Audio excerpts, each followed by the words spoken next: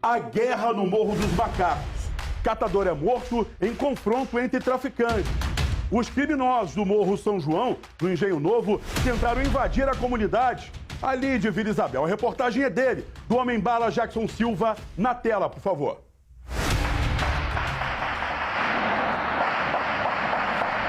Foram 2 dias inteiros de guerra. Ai, tomar cuidado que tá dando tiro, hein? Muito tiro.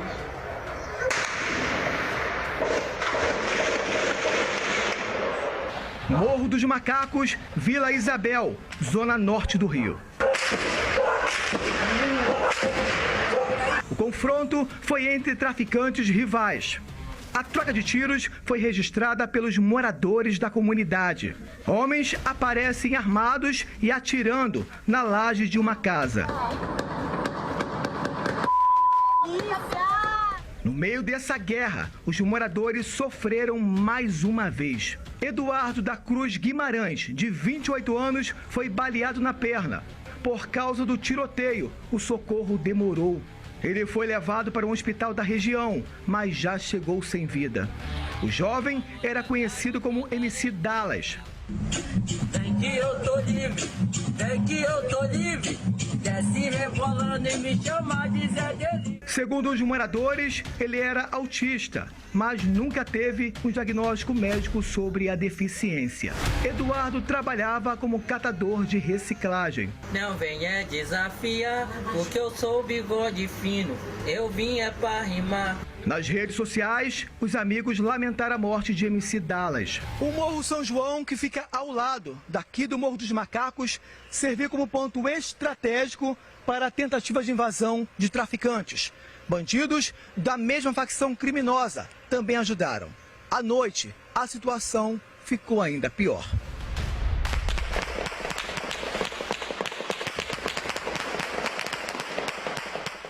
Rajadas de tiros por toda parte.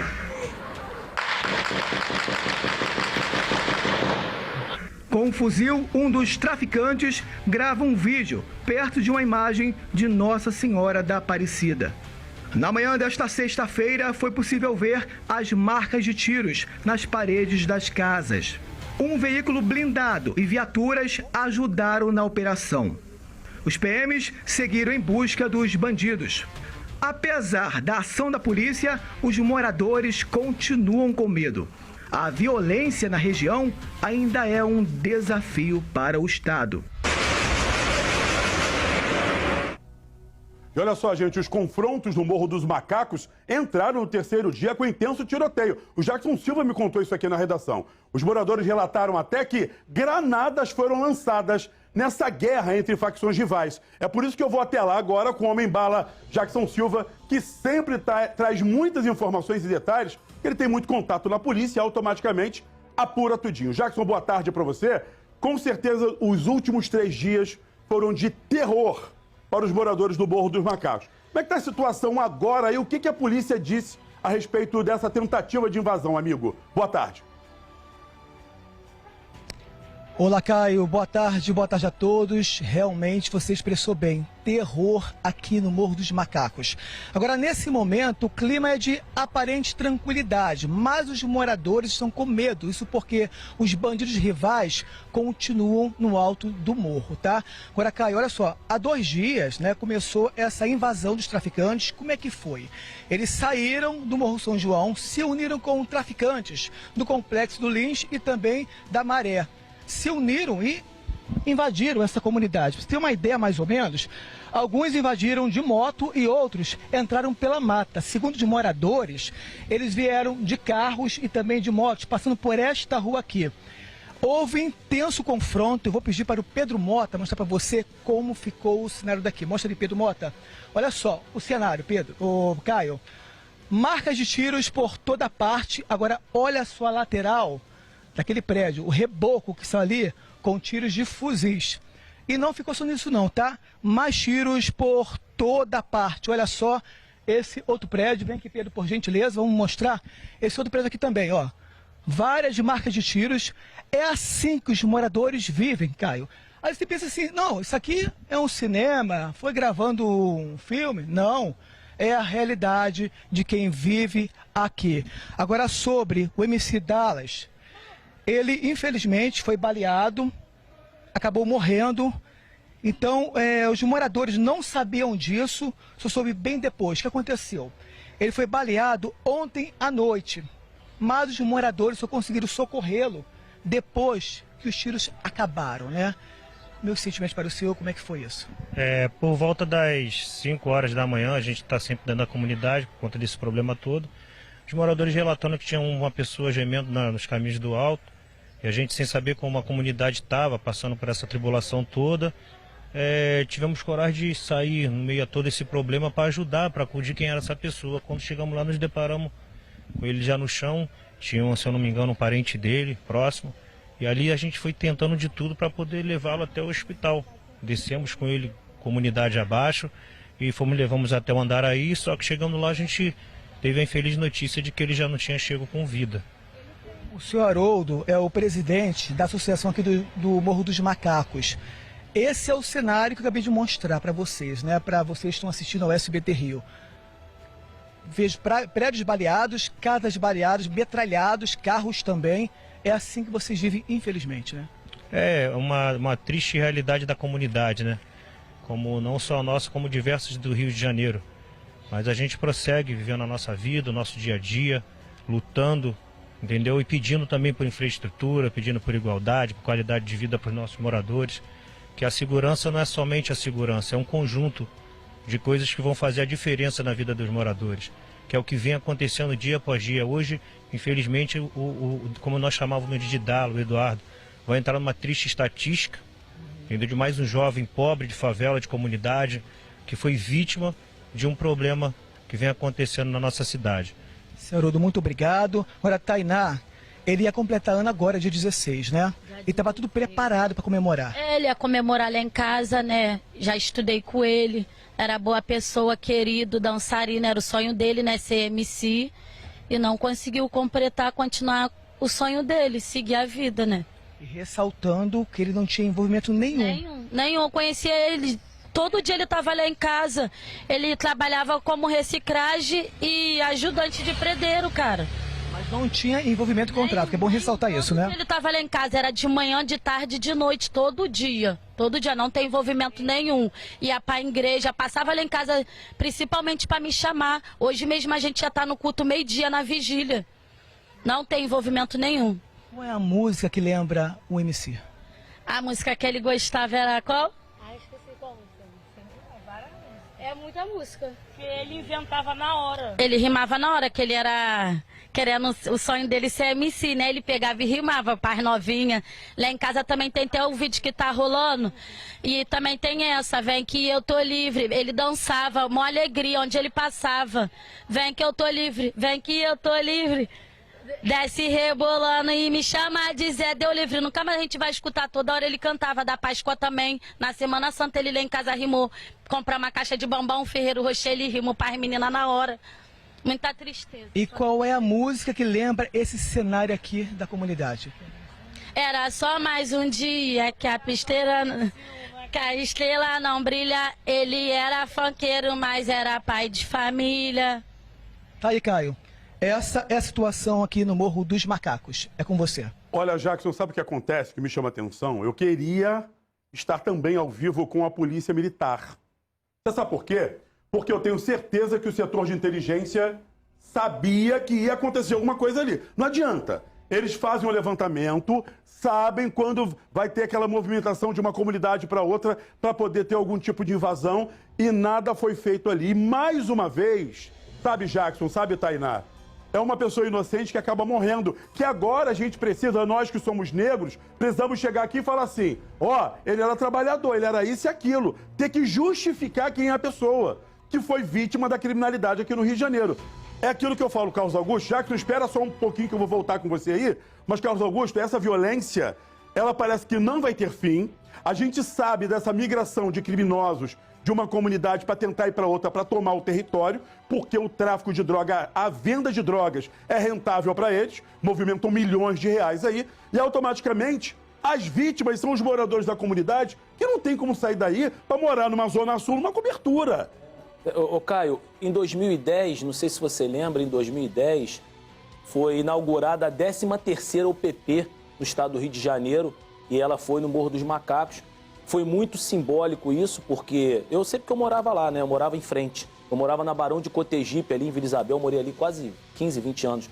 Então, assim, os imóveis foram restabelecidos, começaram a se valorizar e houve uma esperança nos corações das pessoas que ali residiam. Por quê? Porque a UPP trazia esperança, não de polícia, como disse aquele morador ali, muito bem falado por ele, mas a esperança de serviços, de dignidade para as pessoas. Mas se não fosse a roubalheira do Sérgio Cabral, poderíamos ter até um programa que poderia estar funcionando até hoje. Exatamente. Infelizmente, caiu por terra por falta de dinheiro e por falta de investimento. E até hoje a gente vê a roubalheira, infelizmente, Caio. Só alguns personagens, né, não sei se são todos, logicamente que não são todos, mas alguns personagens ficam só mudando. Então, assim, as pessoas não têm os serviços porque alguns personagens só ficam mudando. E aqui eu não devo nada a ninguém, eu posso falar o que eu quiser. E aí, Caio, o que acontece?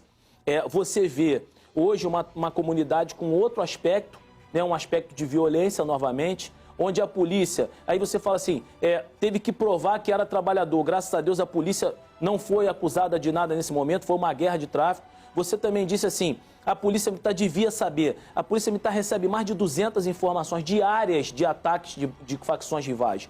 Não tem como interceder em todas. E a partir do momento que determinado ataque é feito, se a Polícia Militar interceder, vai ser até pior, porque aí outras pessoas podem correr mais riscos ainda. E outra coisa, o Jackson falou uma coisa interessante ali, que uns entraram de moto, outros foram pela mata. Porque normalmente o pessoal, quando entra, espirra, de repente tem gente que foge e tal. Ou seja, houve um cerco planejado daquela comunidade para tomada de território, para realmente fazer o mal. Eu só preciso discordar de uma coisa de você. Acho que a gente está aqui para debater e falar sobre isso. Claro. Eu acho que se a gente tem um setor de inteligência em todas as nossas polícias, eu não tô justamente para poder apurar tá? essas coisas... Não, é o que eu estou falando, porque sim, a gente Podem sabe, a gente conversa com o recebido, pessoal e sabe que chega uma informação. A gente precisa de ter mais policial para poder apurar. É verdade. Eu não posso deixar que um morador, um MC, um cara que tinha uma história, que trabalhava, que possa ser mais uma vítima da violência, sabendo que não vai ter essa investigação ali para dizer quem foi que matou. Não, mas olha eu vou só. voltar lá mas com o Jackson desculpa, Silva. eu não estou desfazendo, pelo amor de Deus, com certeza, eu da entendo. morte Jackson, do menino, não, Deus me livre. Você está aí com o presidente da Associação de Moradores, o Haroldo. Haroldo, é muito importante a gente falar sobre esse assunto. Você sabe por quê? Porque é sempre a pessoa de bem que é vítima da violência. A imagem do Pedro Mota agora mostrando essas paredes aí das casas e os muros, com esses buracos aí. Muito obrigado, Pedro. Olha isso aí. Isso aí, para mim, acaba sendo, sabe, a falência da segurança pública, irmão. Por quê? Se a polícia não tá ali e esses caras saem de um lugar e vão para outro, metendo bala porque eles querem, eles estão desafiando a todos nós, e principalmente o Estado, para levar o terror para dentro de uma comunidade. Então, Haroldo, é aquilo que falta tudo para vocês. Falta até a dignidade. E, infelizmente, quando falta tudo isso, vocês acabam sendo vítimas e reféns da violência. Não é assim, Haroldo? É verdade, na comunidade a gente passa por uma série de problemas. A segurança é um dos pontos mais altos, né? E tudo que a gente, quando fala de segurança, a gente fala de uma estrutura geral, não é somente da presença policial, mas é da presença do Estado de uma forma completa, com infraestrutura, trazendo dignidade, trazendo saúde, trazendo educação, trazendo um todo. Esse pacote todo, o nome se chama segurança. Então a gente quer pedir sim, que a gente precisa de paz, a gente precisa de dias, que nós temos aqui dias livres, como a Constituição garante o direito de ir e vir. E nós precisamos que tenhamos dias de mudança, dias de transformações com paz, com transformação. Esses moradores precisam de dignidade, os moradores precisam ter vida diferente. Nós precisamos, não é porque nós nascemos numa situação de comunidade, nós moramos na comunidade porque não temos para onde ir. A comunidade, ela precisa de mudança, e é uma mudança quem traz é o Estado, com a dignidade, com a estrutura, a prefeitura. É um conjunto de coisas que fazem com que o dia desses moradores sejam diferentes, que fazem com que tudo se englobe com o nome segurança. Claro, a gente passa aqui por dias terríveis. Quando a gente fala de associação de moradores aqui, a gente acaba virando aqui uma subprefeitura dentro de uma comunidade, onde a gente busca por amparo, muitas vezes não somos escutados, órgãos que muitas vezes viram as costas para nós, mas o que a gente está aqui, a gente não desiste, tudo pelo morador. A gente tem que, com as pequenas forças que nós temos aqui, é brigar o dia a dia, é lutar. E é isso que a gente precisa que haja uma transformação. A gente precisa de paz. O que mais a gente passa aqui em qualquer parte da comunidade é o morador pedindo por dias de paz, por dias que se retornem por dias tranquilos, porque nós não suportamos mais o que está acontecendo em nossa comunidade. E aquilo que a gente fala, Haroldo... Haroldo... tinha me falado que a casa do Dallas é extremamente humilde, que ele lutava, né, trabalhando todo dia para comprar comida do dia a dia. Ele fazia biscate, né, onde ele passava na comunidade era rimando música, alegrando todo mundo, as crianças, os adultos, tudo. Não tinha uma pessoa que não ria com ele, fazia o biscate dele. Ele é inocente, ele catava latinha. O biscate dele era catar reciclagem. Eu tô aqui falando pelo Eduardo. A gente fala que quando o Eduardo Dallas, né, você fica muito emocionada. Por quê? Sim, porque ele deixava todo mundo alegre e hoje em dia não vai estar mais aqui. Me ajudava muito, muito mesmo. Que eu precisava para ele carregar meu material, dava ali a gorjeta para ele, carregava até na minha casa. Quarta-feira mesmo, eu subindo da feira, encontrei ele aqui no mercadinho, deixou minha bolsa até em casa. Só tristeza, né? Acontece uma situação como essa, Jackson? A gente só quer paz. Quando a gente vê, quando a menina fala assim, ó, ele fazia o biscate dele, é porque, infelizmente, esse rapaz que era cheio de sonhos, não tinha um trabalho, não tinha uma carteira assinada. Então tinha que também lutar a cada dia para poder sobreviver. Só que hoje, o errado dentro da comunidade é o crime organizado. A polícia faz o trabalho dela certeiro, mas o errado é o crime organizado. E, infelizmente, as comunidades vivem à mercê do que essa bandidagem acaba fazendo em vários pontos do estado do Rio de Janeiro. Isso tem que acabar. 12h27, obrigado, Jackson, e meus pêsames a todo o pessoal da comunidade do Macaco aí por causa dessa perda, tá, gente?